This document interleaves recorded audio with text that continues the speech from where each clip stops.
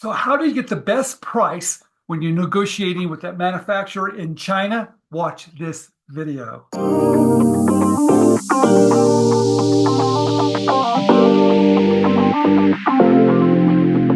Okay, we're in China.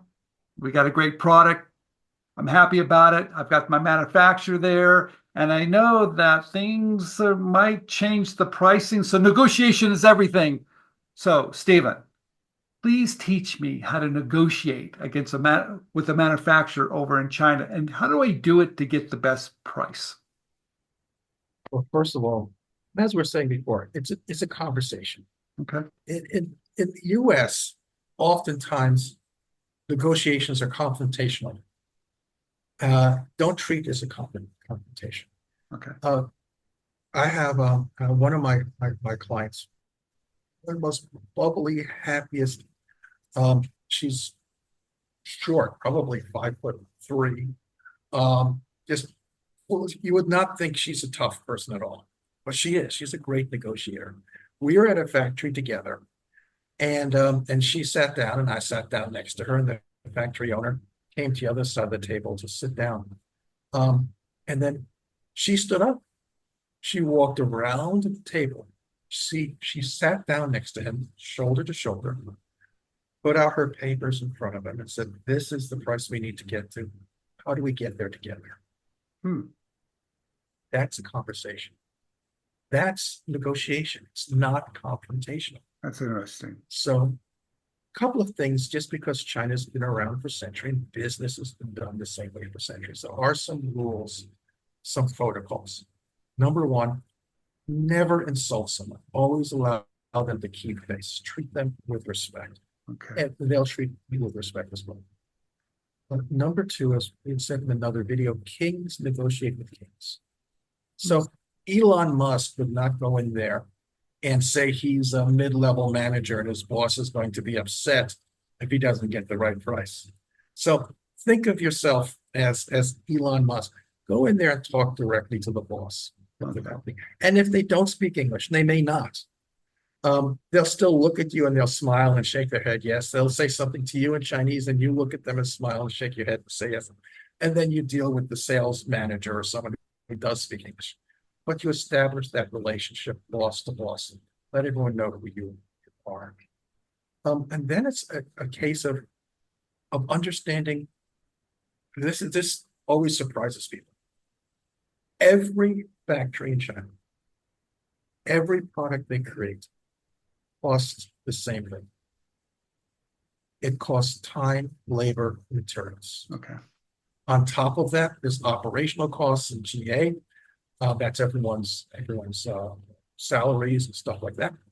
And on top of that, it's how much profit they're going to get from you. How much can they charge you to fill up their coffers, or how much value they can get.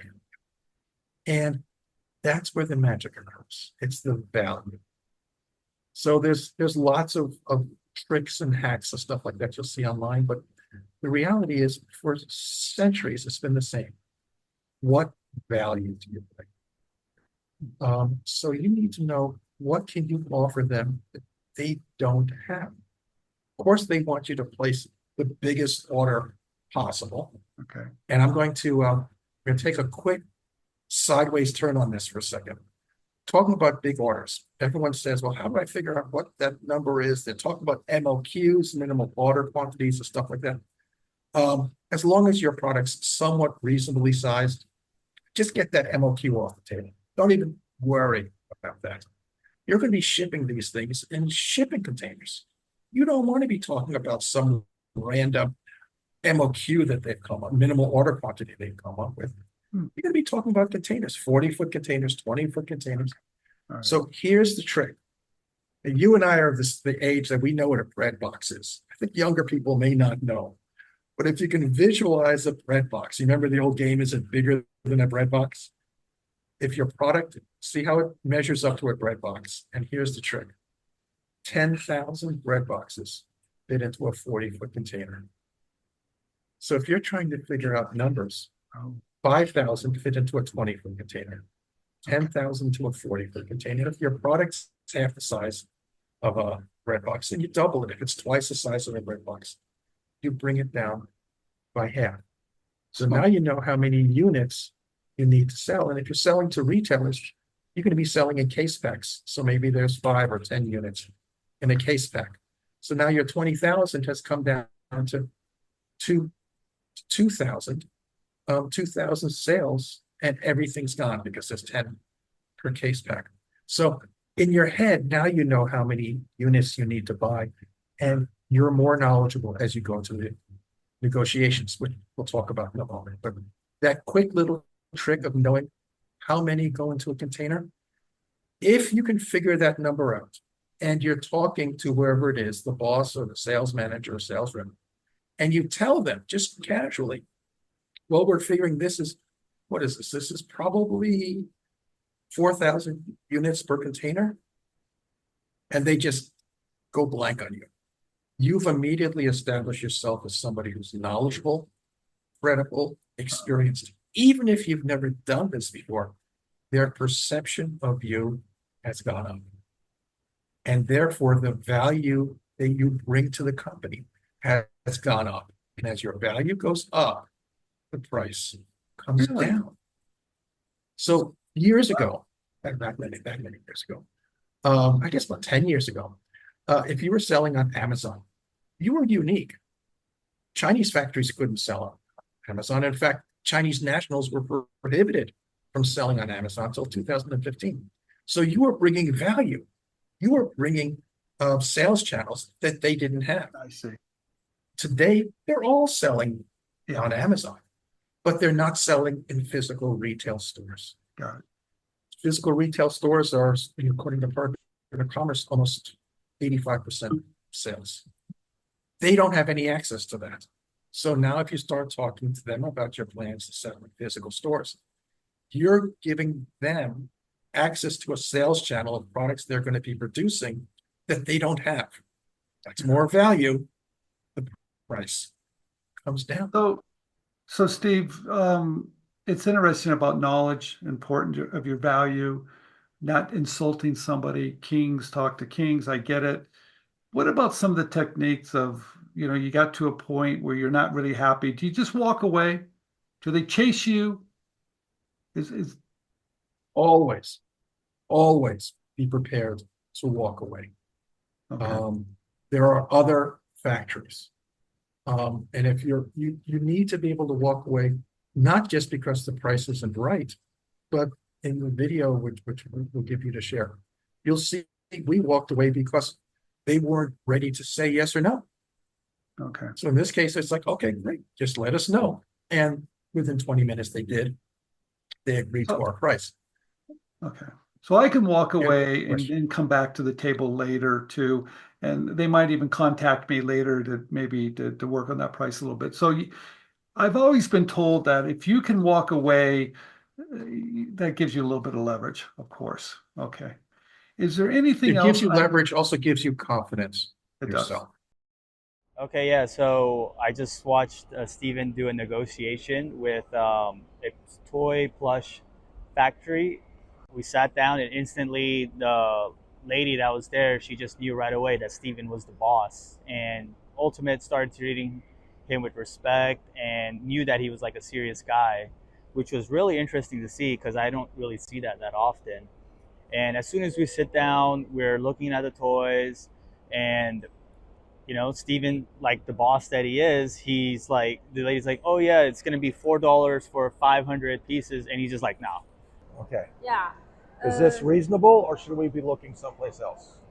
Complete boss like. It was pretty cool to see. And he was controlling the conversation. He was seeing all the different materials and stuff. And This one needs to be a little bit longer. Make the tail longer. then they come back, and then you start talking about price again, and she just instantly goes down to $3.30. It's like she completely forgot about the price that she originally said.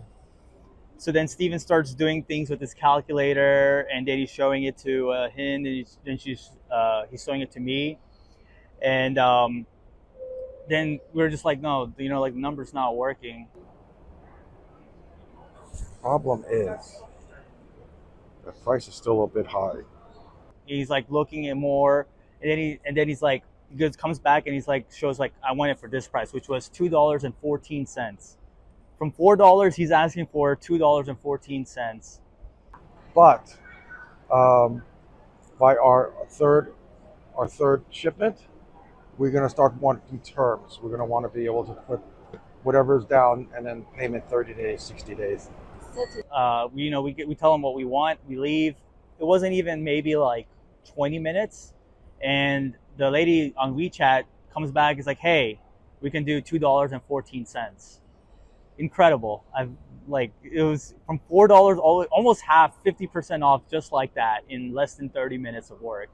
So it was pretty cool to see that, see how Steven negotiated there.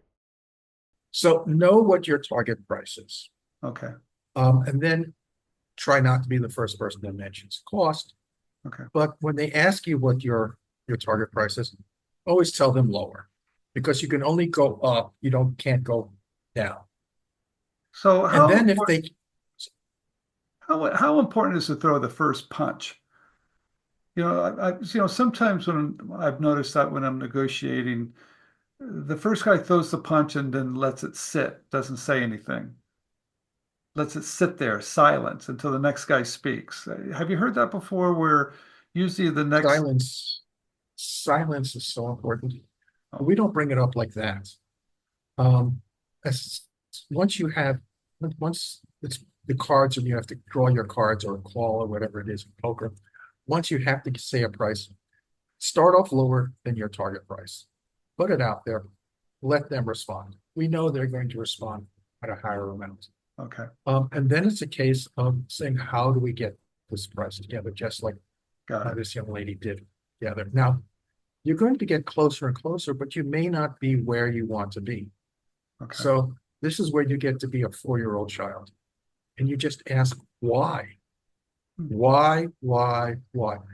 Let them explain right down to the component level, because maybe there's something in there. Maybe you've got a backpack and it's got a YKK zipper on it. YKK zippers, it's a great brand. They're more expensive. Okay. And you don't need a YKK zipper. Then you say, okay, can we do this with a different brand zipper? Oh yeah, that brings us price down 40 cents per unit. So you ask why, go through all of the components, find out why something costs so much. The other thing is, be prepared to say no. Well, we have to charge you this much, and so we can't do that. Our retailers won't approve of that. I'm sorry, we can't do that. So saying no is not a terrible thing. Then there are some fun little additional things you can do. If you and I were negotiating, and you're saying, oh, we have to have a price of $5.20 a unit, and I could sit down, I'll work on the calculator on my phone, I'll write down some numbers, and I'll give you a range. That range is, it has to go from $4.11 to $4.58. And this is where we need to be. We have to be within this range. You're going to look at it and say, well, if I can get to the top part of the range, I win. But reality is, I just put it out there to give, I know you're going to go for the top of the range. And I'm going to make sure the top of the range is below where I want to be. It's just psychologically, people jump at getting a range. Well, what's really interesting, everybody, negotiations, what I have found over the years, you're right, most people are not comfortable with it. We have a culture that doesn't really do a lot of negotiations, where other cultures, they do, and they have fun with it, and it is respectful, and it's part of that process. Anyway, we got to wrap it up.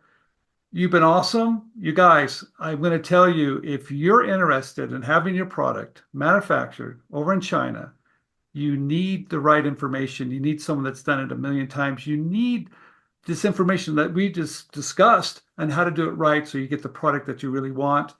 He's the guy. All the information's down below. This is Steven Key. Thank you, Steven, for coming on inventRight TV. I'm going to have you back. Please be safe wherever you are in the world. Where you're in Thailand?